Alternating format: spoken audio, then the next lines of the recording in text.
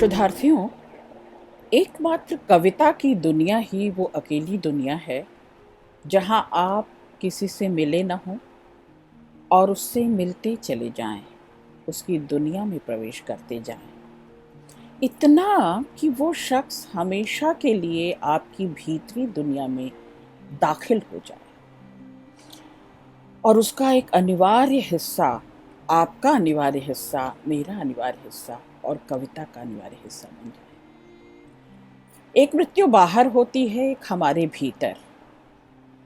हमारी भीतर की जो मृत्यु है, उसकी मृत्यु से सहचर हो जाए, साथी हो जाए।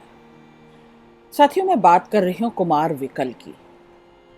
1970 के आसपास से 1997 तक लगातार कविता यात्रा में कुमार विकल ने किसी और के विरुद्ध होने से पहले खुद के विरुद्ध एक धारदार और शानदार जानदार निर्ममता अर्जित की। सदी के महत्वपूर्ण कवियों की श्रृंखला में आज मैं कुमार विकल जी के साथ हूँ। ख्याल किया जाए कि यह आत्मनिर्ममता एक ऐसे वक्त का प्रसंग है जब हिंदी के अधिकतर बड़े कहाए जाने वाले कवि आत्ममुग्धता के शिकार, आत्मग्रस्तता के शिकार रहे। यहाँ तक कि बहुत सारी आवाज और आवाज को बंद करने के लिए, क्रांति को बंद करने के लिए कुमार विकल की कविता के बारे में और कुमार विकल के बारे में बयान जारी होते रहे। बहुत से बयान चर्चित रहे। कविता आदमी का निजी मामला नहीं है। आधुनिक हिंदी कविता में मूलतः दो ही धाराएं प्रभावित रही, एक जो उस पंक्ति की वैचारिकी में है और दूसरी जो उससे असहमत, असंतुष्ट और उलट है। ये उलट पुलट की दुनिया कुमार विकल की दुनिया है। कुमार विकल ने इस वैचारिकी को जनसाधारण की भाषा में इस खूबी से बयान किया, इस खूबी से व्यक्त किया है कि मार्क्सवादी साहित्य और उसके सिद्धांतों की पूरी पोथी न कर पाए। साथियों,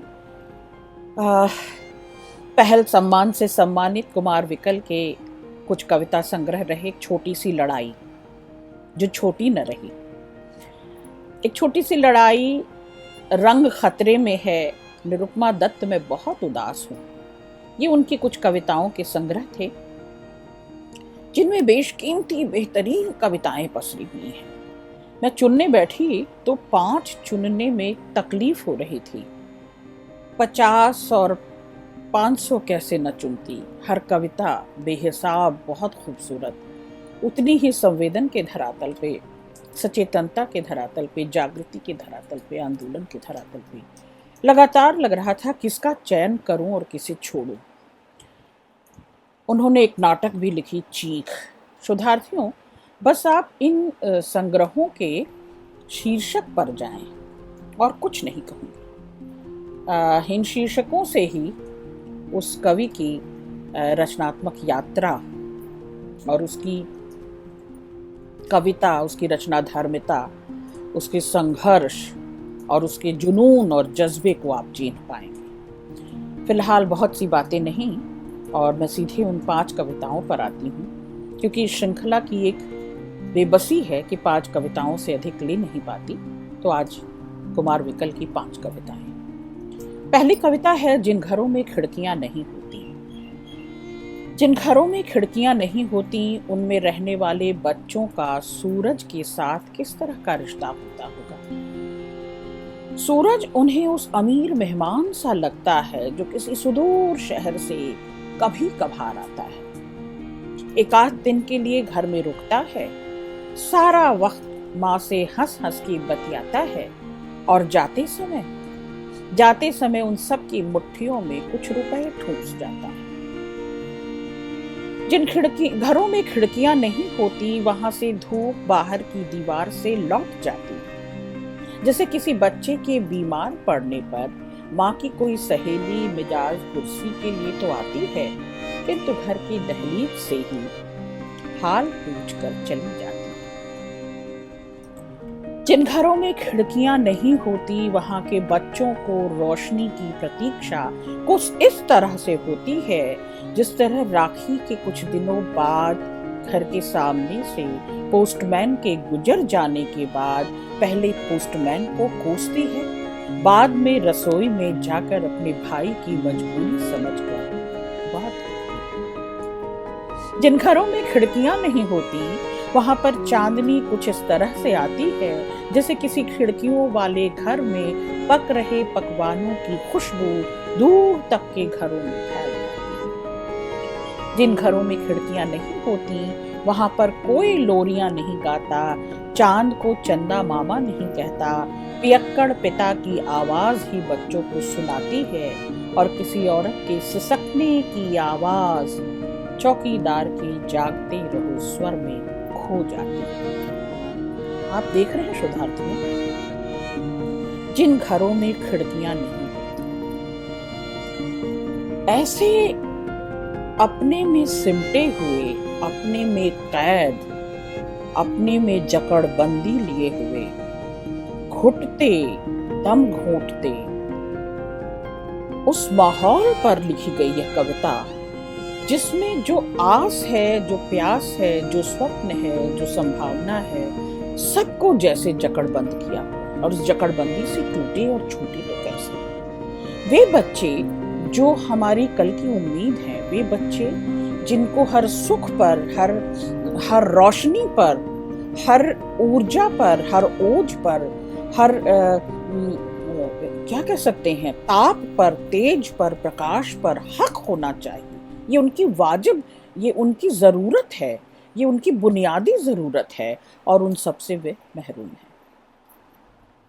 तो वो जो महरूमियत है उसको कितनी अच्छे से कुमार विकल उभारते हैं और न केवल कुमार विकल उस बच्चे को बल्कि स्त्री और बच्चा दोनों केंद्रित हैं इस कविता में। वो बच्चा जो इन सारे भावों से अभावग्रस्त है और वो स्त्री जो हर मजबूरी को समझती है, हर पीड़ा और हर यातना को भोगती है, चुपचाप सहती है और उस दंश को भीतर पालती पोसती है, बड़ा करती है और अपने ही प्रत्युत्तर में, अपने तमाम सवालों के प्रत्युत्तर में पैरेलल खड़ी होती है और खुद को खुद ही जवाब दे रही होती है। फिर चाहे वो बच्चों की लोरियों में उसका चुप हो जाना, शांत हो जाना, चाहे वो बचपन की कहानियों में उसका कोई तादाद में स्थापित न करना, या पोस्टमैन के लौट जाने पर, राखी के बीत जाने पर, रक्षाबंधन के बीत जाने पर एक मान मनोहार, एक क्या कहते हैं, आस और प्यास का दम घोंट देना और फिर रसोई में चुपचाप जाकर समझौता कर लेना, दूसरे की दंश और दूसरे की यातना और दूसरे की बेबसी को महसूस कर लेना भीतर तक भिगो देता है। जिन घरों में खिड़कियां नहीं होती, लोरियां नहीं होती, कोई ऐसी आवाज जो बहला दे, जो सहला दे, जो मरहम कर दे, वो नहीं मिलता जिन घरों में खिड़कियां नहीं। चांदनी नहीं आती, धूप नहीं आती, रोशनी नहीं आती, पकवान नहीं पकते, खुशबू नहीं फैलती, आस और प्यास दम घोट रही होती है, ऐसी जकड़बंदी। बस दहलीज होती है और दहलीज के पार से ही लोग पूछ कर चले जाते हैं। इस आर और इस पास के इस सामिप्य को, इस सानिध्य को, इस लगाव को वो चिन्हते नहीं, पहचानते नहीं जिस घर में। तो रोशनी की प्रतीक्षा, पोस्टमैन की प्रतीक्षा, भाई की मजबूरी और सूरज से नाता, सूरज ऊर्जा, जोश, रोशनी, प्रकाश, उजाला, खुशहाली, उर्वरता, इन सब का प्रतीक है वो सूरज।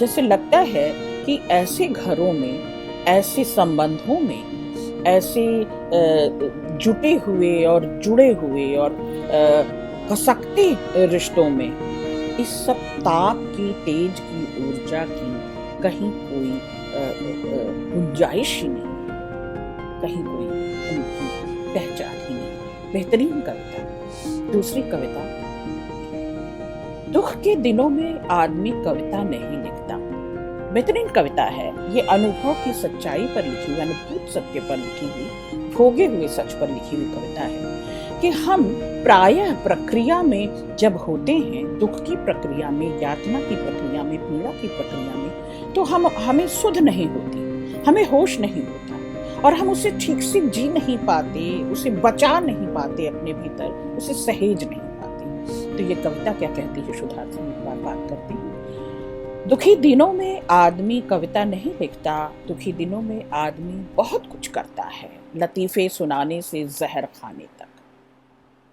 बहलाना, सहलाना, रिझाना, भुला देना, भ्रमित रहना, एक मद में रहना और अपने आप को भुलाने की प्रक्रिया में रहना, लेकिन कविता नहीं लिखता। दुखी दिनों में आदमी दिन की रोशनी में रोने के लिए अंधेरा ढूंढता है और 40 की उम्र में भी माँ की गोद जैसी कोई सुरक्षित जगह ढूंढता है। 40 की उम्र में कहते हैं परिपक्वता है, प्रौढ़ हैं आप संभाल सकते हैं खुद को, आप समेट सकते हैं खुद को, सहेज सकते हैं खुद को, लेकिन किसे संभाले, किसे समेटे, किसे सहेजे जब चूर चूर भीतर से हुआ होता है। पहाड़ सा दुख आपको जकड़े होता है, आप घुटे हुए होते हैं उसके भीतर, तो आपको वो कोमल छाह माँ के आंचल की, वो गर्माहट माँ की गोद की, वो कोई अपना, कोई लगाव से भरा हुआ, कोई भाव से भरा हुआ, संवेदन से भरा हुआ, आप उसकी आस प्यास करते हैं, उसकी प्रतीक्षा करते हैं, लेकिन कविता नहीं लिखते।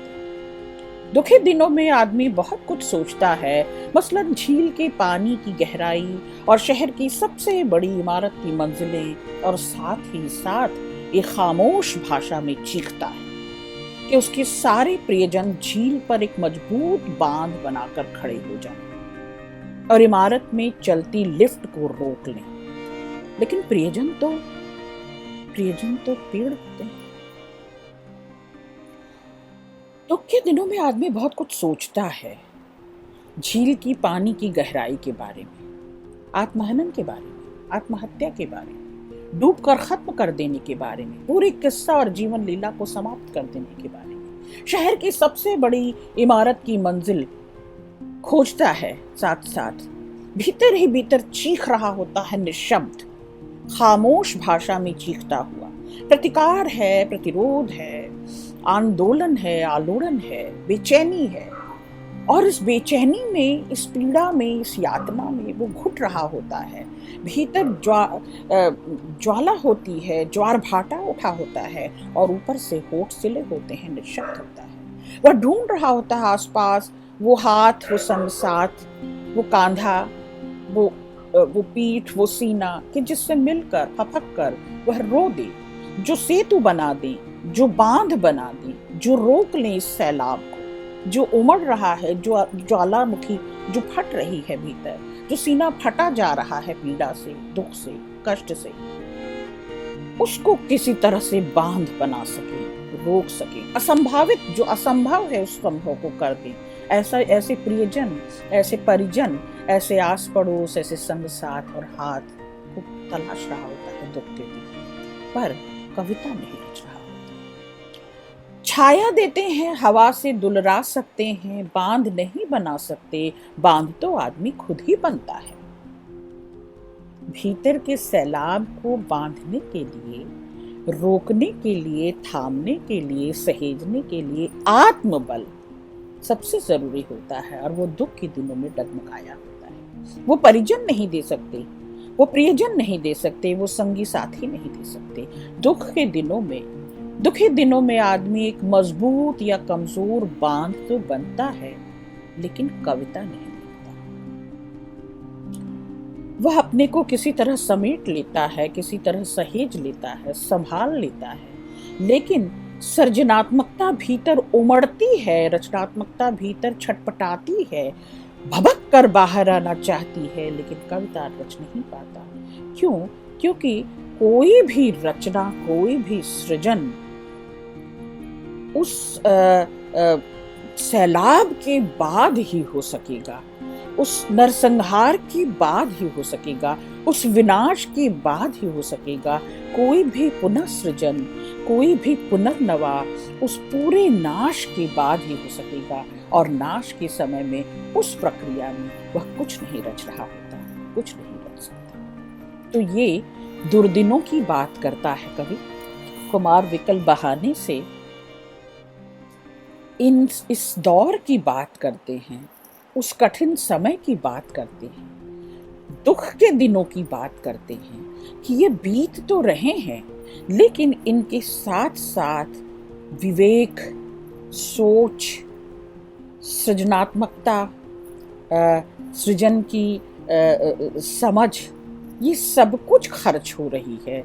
इसके बाद ही सृजन होगा। लेकिन अभी तो ये नाश का दौर है, अभी तो ये विस्फोट का समय है, अभी तो ये टूटने का और चटकने का और बिखर जाने का दौर है। निश्चित तौर पर बेहतरीन कविता। अगली कविता है मुक्ति का दस्तावेज।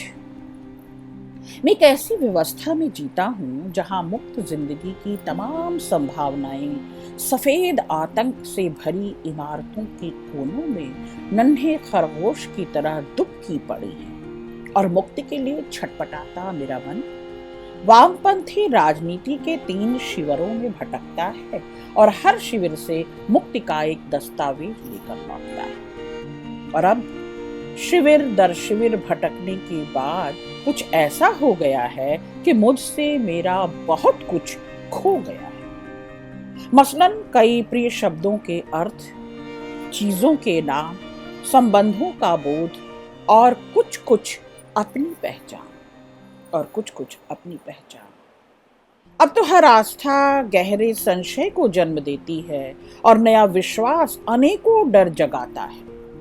संशय और छोटे छोटे डरों के बीच जूझता मैं जब कभी हताश हो जाता हूँ, तो न किसी शिविर की ओर दौड़ सकता हूँ, न किसी दस्तावेज में अर्थ भर पाता, तो न किसी शिविर की ओर दौड़ सकता हूँ, न किसी दस्तावेज में अर्थ भर पाता हूँ। अब तो अपने स्नायुतंत्र भी छटपटाहट ले इस व्यवस्था पर केवल एक क्रूर अट्टहास कर सकता हूँ, केवल एक क्रूर अट्टहास कर सकता हूँ। जैसे शिनाख्त हो गई हो कुमार विकल को तमाम दलों, तमाम वैचारिकताओं, तमाम पंथियों, तमाम रास्तों, तमाम समूहों, तमाम समुदायों की जैसे शिनाख्त कर ली हो कुमार विकल। जैसे कुमार विकल को पहचान हो गई हो, उन्होंने चीन लिया हो कि ये डॉक्यूमेंटेशन का समय है, डॉक्यूमेंट पर डॉक्यूमेंट, दस्तावेज पर दस्तावेज। यहाँ लेकिन मानव इतिहास, मानव विवेक, मानव पीड़ा, मानव संवेदना, मानव संचेतन, उन तंतुओं की कहीं कोई चर्चा नहीं है, सार्थकता की कोई चर्चा नहीं है। लोग सफल हो रहे हैं, लोग गलाकाट प्रतिस्पर्धा में हैं, लोग एक के ऊपर एक हावी हैं, लोग वर्चस्व में जी रहे हैं, लोग आपाधापी में हैं, दौड़म भाग में हैं। और ये सब कुछ मुझे और संशय से भर देता है, मेरे विश्वास को डगमगा देता है। मैं लगातार भयग्रस्त और आतंक में रहता हूँ, और लगातार उस आतंक से, उस भय से, उस जूझ से बाहर निकल नहीं पाता। और जूझते हुए जब भी हताश पाता हूँ तो शिविरों की ओर दौड़ता हूँ, और ये शिविर थाह नहीं देते। ये व्यक्ति की नहीं शिनाख्त करते, ये व्यक्ति मन की शिनाख्त नहीं करते, उसकी पीड़ाओं से नहीं गुजरते, उसकी यातना और उसके संघर्षमय यात्रा को नहीं चिन्हते पहचानते। ये बस डॉक्यूमेंटेशन करते हैं, ये केवल दस्तावेज बना रहे होते हैं। तो इस प्रामाणिकता के खेल में गैर प्रामाणिक होता जा रहा है मनुष्य, और वो अपने यथार्थ के साथ, अपनी वास्तविकता के साथ जिंदा है, भरपूर जीवित रहते हुए, यानी सोच को जीवित रखते हुए, विवेक को जीवित रखते हुए वो दरअसल कहता है कि मैं अट्टहास भर कर पाता, और क्रूर अट्टहास के आगे अपने आप को निपट अकेला, आइसोलेटेड, एलियनेटेड महसूस करता है। निश्चित तौर पर बेहतरीन कविता थी। और अगली कविता है पहचान। ये कविता मुझे विशेष प्रिय है, शुद्धार्थियों ध्यान से सुनेंगे। यह जो सड़क पर खून बह रहा है, इसे सूंघ कर तो देखो और पहचानने की कोशिश करो। यह हिंदू का है या मुसलमान का, किसी सिख का या किसी ईसाई का, किसी बहन का या भाई का। सड़क पर इधर उधर पड़े पत्थरों के बीच में दबे टिफिन कैरियर से जो रोटी की गंध आ रही है वो किस जाति की है? क्या तुम मुझे ये सब बता सकते हो? इन रक्त सने कपड़ों, फटे जूतों, टूटी साइकिलों, किताबों, खिलौनों की कौन क्या है? क्या तुम मुझे बता सकते हो स्कूल से कभी न लौटने वाली बच्ची की प्रतीक्षा में खड़ी माँ के आंसुओं का धर्म क्या है? और अस्पताल में दाखिल जख्मियों की चीखों का मर्म क्या है? क्या तुम बता सकते हो? हाँ, मैं बता सकता हूँ।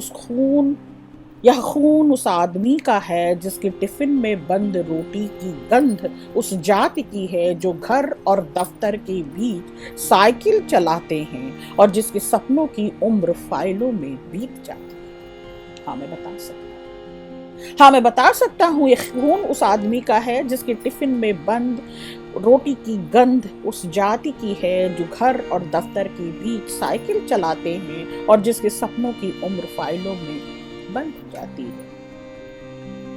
ये रक्त सने कपड़े उस आदमी के हैं जिसके हाथ मिलों में कपड़ा बुनते हैं, कारखानों में जूते बनाते हैं, खेतों में बीज डालते हैं, पुस्तकें लिखते, खिलौने बनाते और शहर की अंधेरी सड़कों के लैंप पोस्ट जलाते हैं। लैंप पोस्ट तो मैं नहीं जला सकता हूँ, लैंप पोस्ट तो मैं भी जला सकता हूँ, लेकिन स्कूल से कभी न लौटने वाली बच्ची की माँ के आंसुओं का धर्म नहीं बता सकता। स्कूल से कभी न लौटने वाली बच्ची की माँ के आंसुओं का धर्म नहीं बता सकता। जैसे जख्मियों के घावों पर मरहम तो लगा सकता हूँ, लेकिन उसकी चीखों का मर्म नहीं बता सकता। लेकिन उसकी चीखों का मर्म नहीं बता सकता। साथियों, पहचान जरूरी है। आतताइयों का समूह समुदाय जात नहीं होता। आतताई कहीं बाहर से नहीं होते। आतताई किसी धर्म, किसी समूह समुदाय के का नेतृत्व कर रहे होते हैं, लेकिन आतताई भीतर से मनुष्य को, मनुष्य की जात को, उसकी जमात को, उसकी वर्ग को, उसके स्तर को बिना जाने बिना चिन्हे आतंक फैला रहे होते हैं। सबसे ज्यादा पीड़ा में, सबसे ज्यादा चोटिल, सबसे ज्यादा आतंकित, सबसे ज्यादा शोषित और वंचित वही रह जाता है जो निचले तबके से आता है, जो संघर्षरत है, जो सर्वहारा है, जो सब कुछ हार चुका है। 2 जून की रोटी में, नून तेल रोटी में जिसकी जा रही होती है, पूरी उम्र खर्च हो रही होती है। तो मैं संवेदना पर इतिहास लिखूं, दस्तावेज बनाऊं, मैं कविताएं रचूं, सब बेकार है अगर मैं सचेतन नहीं हूं, मैं जागरूक नहीं हूं, मैं अपने आसपास, अपने परिवेश की पक्षपात को नहीं समझ पा रहा हूं, उस दुर्गंध को नहीं भांप पा रहा हूं और इस साजिश को की पहचान नहीं कर रहा हूं, इन आतताइयों की शिनाख्त नहीं कर रहा हूं। यदि मैं देखकर अनदेखा करता हूँ, बोल सकता हूँ पर बोलने का जोखिम नहीं उठाता, तो मुझसे बड़ा अपराधी कोई नहीं। तो मैं लैंप पोस्ट जला सकता हूँ, ये रोशनी करते हैं, ये घर और दफ्तर बनाते हैं, ये सड़क बनाते हैं, ये अन्न उपजाते हैं, ये जूतों के कारखाने में जूते बना रहे होते हैं, आपके लिए साधन, सुविधा और शक्ति बटोर रहे होते हैं, आपको और अधिक शक्तिशाली बना रहे होते हैं, और आप हैं कि अपने वर्चस्व में उनकी जख्म के, उनकी घाव के और अधिक गहरा करते जाते हैं। तो मैं मरहम तो लगा सकता हूँ, लेकिन मर्म नहीं छीन पाता, मर्म पहचान नहीं पाता। उस पीड़ा को छीनने के लिए समवेत कोशिश करनी होगी, साथ साथ चलना होगा और साथ साथ उनको भी उठाकर, उनको भी अपने बराबर कर, उनको भी साथ लेकर चलना होगा। उनकी बोली को, उनकी भाषा को, उनके मर्म को, उनके संवेदन को चीनने के लिए, पहचानने के लिए बहुत जरूरी है कि आप उन अनुभवों से गुजरें और समृद्ध। अगली कविता है इश्तहार। इसे पढ़ो, इसे पढ़ने से कोई डर या खतरा नहीं है।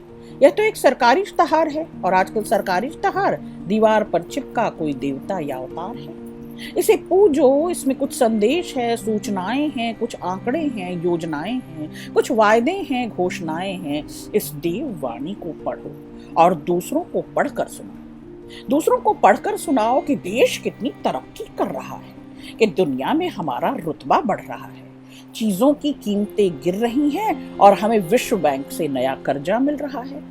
इस कर्ज से कई कारखाने लगाए जाएंगे, कारखानों से कई धंधे चलाए जाएंगे, उन धंधों से लाखों का लाभ होगा, उस लाभ से और कारखाने लगाए जाएंगे, उन कारखानों से और उद्योग चलाए जाएंगे, उस लाभ से कारखाने लगाए जाएंगे। लाभ दर लाभ के बाद जो शुभ लाभ होगा उससे गरीबों के लिए घर बनाएंगे,